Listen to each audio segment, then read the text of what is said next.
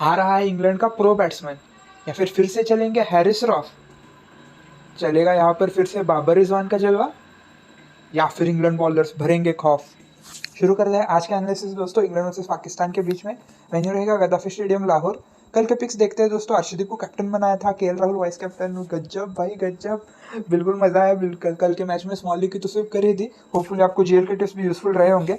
RJ fantasy ने rock किया, उसी के साथ सिर्फ 10 मिनट की इन्वेस्टमेंट कीजिएगा दोस्तों, और सारे विनिंग्स आपकी रहेंगी, ये मेरा वादा रहा आपसे। पिच रिपोर्ट देखते हैं दोस्तों। पिछला मुकाबला पाक वर्सेस इंग्लैंड के बीच में जो यहाँ पर खेला गया था, पिच यूज रहने की संभावना है, क्योंकि लगातार 2 मुकाबलों में नई पिच का इस्तेमाल कम होता है आजकल। अगर पिच यूज रहती है तो स्पिनर्स को असिस्ट करेगी, और हमारी दोनों टीम में बहुत सारे स्पिनर्स हैं, इसलिए आप स्पिनर्स को बैक कर सकते हो इस मुकाबले में अगर पिच यूज रहती है तो। हालांकि अगर पिच फ्रेश रहती है या फिर पिछले मुकाबले जैसी रहती है तो फिर पेसर्स को असिस्टेंस आप एक्सपेक्ट कर सकते हो। रन्स पर ओवर यहाँ पर 2022 में जो मुकाबले खेले गए पीएसएल के या फिर इंटरनेशनल मैचेस खेले गए हैं, वहाँ पर 8.1 का रन्स पर ओवर आपको देखने को मिला है। इससे रिलेटेड मैं एक इंटरेस्टिंग फैक्ट आपको बताना चाहता हूँ, आगे चल के बताऊंगा। वीडियो के बीच में जुड़े रहेगा अंत तक दोस्तों। पूरा वीडियो देखेगा, पूरा वीडियो देख लेगा तो आपका प्रॉफिट लॉस नहीं होगा, ये मेरा पूरा वादा रहा आपसे। फर्स्ट इनिंग स्कोर्स देखते हैं दोस्तों। यहाँ पर 145 बना, 162 बना, 180 बना, उसी के साथ 168 और 169 स्कोर्स आपको देखने को मिले हैं यहाँ पर। इस बार के वेन्यू रिकॉर्ड्स 10 मुकाबले पाकिस्तान ने जीते इस मैदान पर, और इंग्लैंड ने एक ही मुकाबला खेला और वो भी हारा है। बैटिंग फर्स्ट करने वाली टीम ने यहाँ पर 18 मुकाबले जीते, और दिस ईयर आप देखिएगा, ये बहुत ही इंटरेस्टिंग स्टैट है, खासकर आपके लिए लाया हूँ। पीएसएल के जो मुकाबले हुए थे वहाँ पर 20 में से जो 14 मुकाबले हैं वो मुकाबले बैटिंग फर्स्ट करने वाली टीम ने जीते। तो फिर इसे आप अनुमान लगा सकते हो कि पिच स्लो हो जाती है सेकंड इनिंग्स में, और जब इंग्लैंड जैसे पावर चेज नहीं कर पाती है तो फिर आप ओवरऑल अनुमान लगा सकते हो कि यहाँ पर चेजिंग बहुत ही ज़्यादा मुश्किल होने वाली है। पेसर्स का यहाँ पर क्लियर कट एडवांटेज है दोस्तों। पेसर्स ने 219 विकेट्स लिए, 103 फर्स्ट इनिंग्स में, सेकंड इनिंग्स में ज़्यादा विकेट गिरे, और उसके साथ 117 विकेट स्पिनर्स को गए। पिछले मुकाबले में 14 विकेट स्पिनर पेसर ने लिए थे और 3 विकेट स्पिनर ने लिए।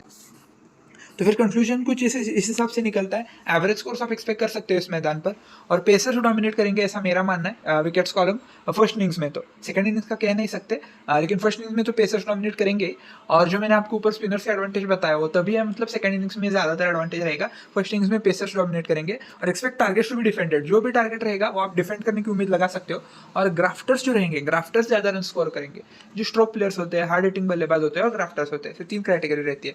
डेविड मलान रहे या फिर हमारे चेतेश्वर पुजारा रहे, इंडिया की तरफ से अजिंक्य रहाणे रहे, ये सब ग्राफ्टर्स कैटेगरी में आते हैं, और वो बल्लेबाज इस मुकाबले में अच्छी खासी पारियां खेलेंगे ऐसा मेरा अनुमान रहा। पाकिस्तान की प्रेडिक्टेड 11 देखते हैं दोस्तों। बाबर आजम का एवरेज सा, मतलब उनके स्टैंडर्ड से तो एवरेज सा ही टूर रहा है अभी तक, 31, 110, 8, 36, 9 आज खेलने की संभावना, लेकिन मुझे फिर भी अच्छी खासी लग रही है इनकी, कि ये भी ग्राफ्टर कैटेगरी में ही आते हैं और एक मुकाबला इनका फेल रहा है, तो फिर ये अच्छी खासा कमबैक कर सकते हैं इस मुकाबले में। मोहम्मद रिजवान देखिएगा, बहुत ही बढ़िया, मतलब हर मुकाबले में बढ़िया रन कर रहे हैं, 60 से नीचे रुक ही ना रहे बंदा। एक मुकाबला फेल रहा है इनका, और राशिद को आउट होने की संभावना है, क्योंकि प्लेयर मैच बहुत ही बड़ा है, 6 से 7 बार उन्होंने आउट किया है। और जो इंग्लैंड की पेस बैटरी है वो भी खौफ जमाने की मतलब पॉसिबिलिटी है, ऐसा मैंने आपको पहले ही बता दिया है। हैदर अली, शान मसूद, इनका एवरेज साइड टूर रहा है दोनों का। एक ही मुकाबले में शान मसूद ने बहुत ही बढ़िया बल्लेबाजी की। हालांकि अगर ये दोनों नहीं चलते तो फिर आप सीधा नीचे आकर पाकिस्तान की लोअर ऑर्डर पर फोकस कर सकते हो। ग्लीसन के अगेंस्ट इनका वीकनेस है, ग्लीसन खेलेंगे या नहीं पता नहीं इस मुकाबले में। और लेफ्ट आर्म फास्ट आउट होने की संभावना है हैदर अली की, और अपोनेंट टीम में दो लेफ्ट आर्म फास्ट है, तो फिर आप इन्हें जरूर टीम में से ड्रॉप कर सकते हो, ऐसा मेरा मानना है स्मॉल लीग के लिए। तो इफ्तिकार अहमद नॉर्मल डेज मैं तो कहूँगा ड्रॉप कर दो बंदे को, लेकिन अब देखिएगा 4 ओवर डाल रहा है, अपोनेंट टीम में लेफ्ट हैंडर्स की झड़ी से झड़ी लग गई है। तो फिर अगर 4 ओवर डालेंगे तो मोहम्मद नवाज, शादाब खान की इक्विवेलेंट ओवर्स डालेंगे, और बल्लेबाजी भी अच्छी खासी कर ही लेता है, क्राफ्टर कैटेगरी में आता है, इसलिए इफ्तिकार अहमद भी आपके लिए स्मॉल लीग के फ्री इंपॉर्टेंट रह सकते हैं डिफरेंशियल के तौर पर। खुशदिल शाह हार्ड हिटिंग बल्लेबाज है, चलने की संभावना कम ही है, और लेग स्पिन और लेफ्ट आर्म फास्ट की वीकनेस है, दोनों अपोनेंट टीम में मौजूद है। शादाब खान पिछले मुकाबले में वापसी की, और क्या वापसी की जनाब, 4 ओवर में 25 रन देकर एक विकेट चटकाया शायद, और बहुत ही बढ़िया गेंदबाज है, और अब ये ग्रूव में आ सकते हैं इस मुकाबले में, और सेकंड इनिंग्स में गेंदबाजी रही खासकर, इन्हें जरूर कैप्टनसी के लिए ट्राई कर सकते हो। शाहनवाज धानी देखिएगा, शाहनवाज धानी ने 1 विकेट 2 विकेट अच्छी खासी मतलब गेंदबाजी की थी इस मतलब सीरीज में अभी तक, लेकिन एक मुकाबला इनको बहुत ही खराब गया और उसके बाद ये टीम में दिखे ही नहीं। उसी के साथ मोहम्मद वसीम जूनियर, 2 मुकाबलों में चांस मिला और उन दोनों में उन्होंने विकेट छटकाए, इसलिए इंपॉर्टेंट प्लेयर है। अगर फर्स्ट इनिंग्स में तो बहुत ही ज़्यादा इंपॉर्टेंट हो जाता है। नसीम शाह इंजरी की वजह से बाहर है। हैरिस रॉफ देखिएगा एक ही मुकाबला फेल गया है, हर मुकाबले में बहुत ही ज्यादा अच्छे से विकेट चटका है। मोहम्मद हसनैन देखिएगा 1 विकेट 2 विकेट, ये भी अच्छे खासे निक में थे। उसके साथ उस्मान कादिर देखिएगा 2 विकेट 0 विकेट 2 विकेट 0 विकेट, और एक बार ये विकेट लेस गए और उसके बाद ड्रॉप ही हो गए टीम में से। सेकंड इनिंग्स में ज्यादा बेटर प्लेयर है और एक आध गेंद ऐसी जो रहते हैं ना, उमेश यादव जैसे गेंदबाज एक आध गेंद से फ्रंट लेवल डाल देते, बाकी के सारे अच्छे खासे गेंदबाज अगर खेलते फिर इंपॉर्टेंट हो जाते। आसिफ अली, अमर जमाल, इन दोनों ने पिछले मुकाबले में खेला तो था, 1 विकेट भी छटकाया अमर जमाल ने और 20वीं ओवर डाली। तो फिर आपके लिए आज की प्रो टिप, ये डेथ ओवर्स में गेंदबाजी कर सकते हैं, मतलब अगर ओवर्स का मिसमैच रहा तो फर्स्ट गेंदबाजी रही पाकिस्तान की तो डेथ ओवर्स में गेंदबाजी करेंगे, ऐसा अनुमान लगा के आप एक आध जीएल के कॉम्बिनेशन में इन्हें जरूर कैप्टन बना सकते हो। उसी के साथ इंग्लैंड की प्रेडिक्टेड प्लेइंग 11 देखते हैं दोस्तों। एलेक्स हेल्स को इस मुकाबले में मैं ज़्यादा क्यों बैक कर रहा हूँ ये आपको बता दूँ। ये जो पीएसएल में खेलते हैं तब इनका इस मैदान पर बहुत ही बढ़िया रिकॉर्ड है, इन्होंने 50 और 100 रन भी बनाए इस मैदान पर, इसलिए डिफरेंशियल पिक के तौर पर अच्छी खासी पिक रह सकते हैं आपके लिए। और उसके साथ फिलिप सॉल्ट ज़्यादा अच्छा सीरीज नहीं रहा है इनका। और एक आध चीज़ आपको बता दूं, ये लेग स्पिन को आउट हो सकते हैं, प्लेयर बैट इनका धानी के अगेंस्ट है और शादाब खान को ये बहुत बार आउट हो चुके हैं इससे पहले।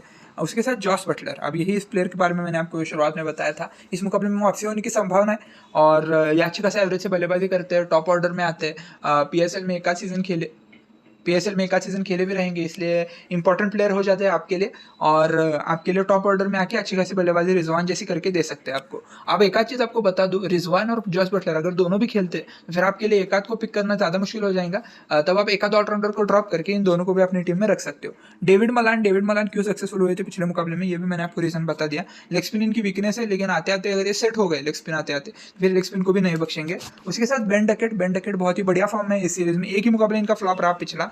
हैरी ब्रूक का भी वही रहेगा और ये उस्मान कादिर का आउट हो सकते हैं दोनों, दिखेगा। आपसे अगर आप वीकनेस देखते आते हो तो चारों मतलब सारे बल्लेबाजों का इनका वीकनेस है लेग स्पिन के अगेंस्ट, ये आपको एविडेंट था ही। कुलदीप यादव, हमारे युजवेंद्र चहल, ये जो हमारे प्लेयर्स हैं इन्होंने इंग्लैंड में पहले से ही खौफ मचा कर रखा है, फिर स्पिन के अगेंस्ट इनकी मतलब ट्रेडिशनल वीकनेस रही है। तो फिर उस्मान कादिर, शादाब खान कोई भी खेलता है तो उन्हें आप कैप्टनसी के लिए ट्राई कर सकते हो। उसी के साथ मोइन अली जो है ये ऑफ स्पिन के अगेंस्ट वीक है, हालांकि ये भी ग्राफ्टर कैटेगरी में ही आते हैं, अच्छी खासी बल्लेबाजी कर सकते हैं और गेंदबाजी से भी विकेट छटका कर दे सकते हैं आपको लेफ्ट हैंडर से अगर जम गए तो।